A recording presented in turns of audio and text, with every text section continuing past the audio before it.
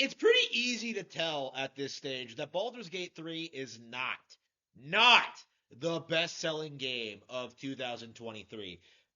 Zelda sold more, Hogwarts Legacy sold more, Call of Duty sold more. I'm sure Starfield sold as much or a little bit more than Baldur's Gate 3. Baldur's Gate 3 is not the major juggernaut success that people are making it out to be.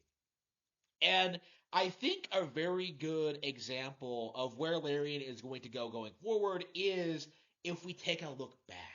If we go back in time and look at another heavily shilled AstroTurf game that won a game award back in the yesteryear of 2014, back when Gamergate was in full swing and people were beginning to realize that gaming journalism was corrupt. That game, Alexa, stop.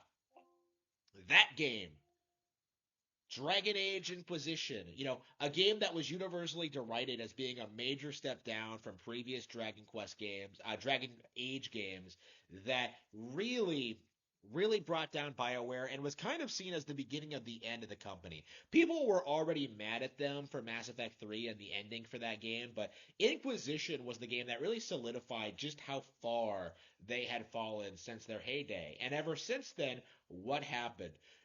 After that game award, Game of the Year 2014, they put out Anthem, they put out Mass Effect Andromeda, and they have completely fallen off the map. They are done. They are not a studio that anybody talks about or cares about anymore.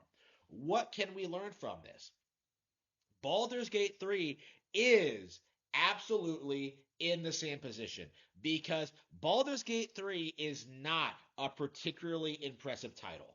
It is obvious to me that Baldur's Gate 3 has not left nearly as big of an impact on the gaming scene as Mass Effect has, as Skyrim has, as The Witcher 3 has. It is nowhere near as big or relevant as these franchises that we know are inferior to The Legend of Zelda, right? So with that in mind, with Baldur's Gate 3's irrelevancy, looming with its lackluster sales. There's no way it sold more than 10 million units.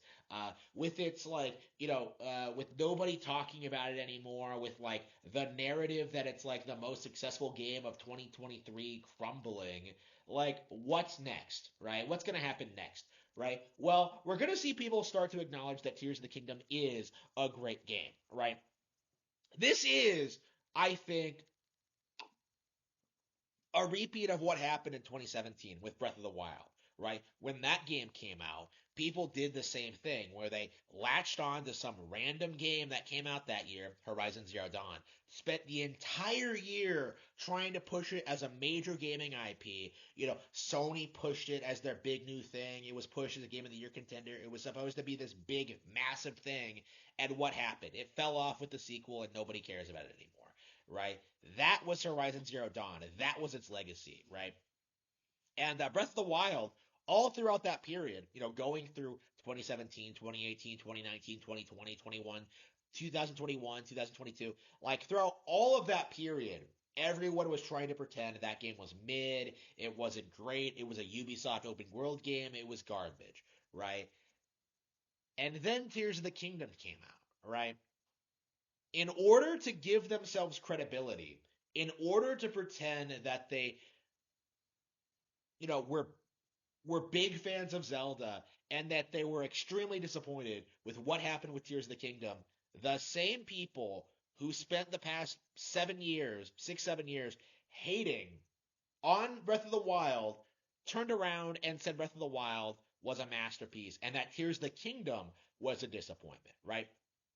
This is why criticisms of major Nintendo games do not stick, because these people they have to go back and praise older Nintendo games in order to give themselves credibility. Because if you're the sort of person who doesn't like the older games, you're not the sort of person who can criticize these newer games effectively, right? Because you're just seen as a pleb and as a hater and as just a a pretender, right? You are a poser. You don't have the credentials to adequately play these games, right? To give critiques on them. Like, if you don't understand Breath of the Wild, if you don't understand its appeal, like, then why would I ever take your opinion seriously, right? And that has been the narrative going into Tears of the Kingdom, is that like all these Breath of the Wild fans, all these hardcore fans who love Breath of the Wild are now upset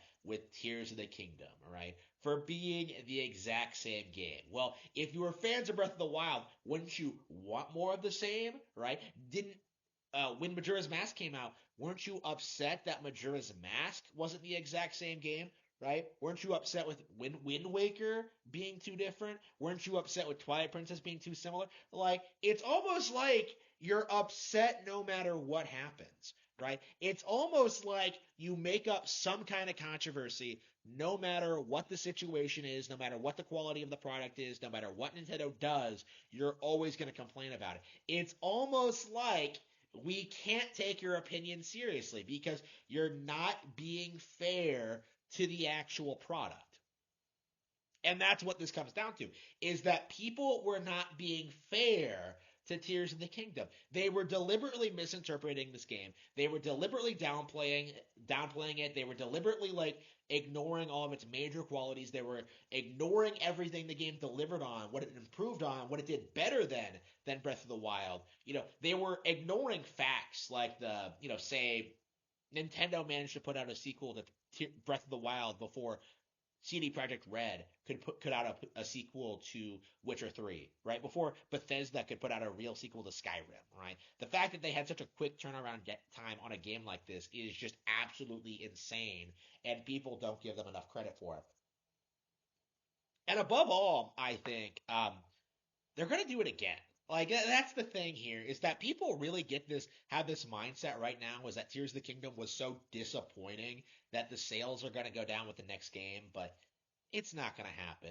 The next game is going to have like a new setting. It's going to be completely original. It's going to be way more innovative. It's going to be a completely new experience. And with that in mind, your core criticism of Tears of the Kingdom, that it was simply a rehash of Breath of the Wild, just simply disappears. And what's going to happen is that a lot of the people attacking Tears right now are going to flip and say it was a masterpiece. The best game released that year. Like, we're already kind of seeing this in 2024. Now that, like, the industry thinks that, like, Tears of the Kingdom has been successfully downplayed, they kind of have to move on from it. I think right now they're kind of pushing the Switch 2 thing.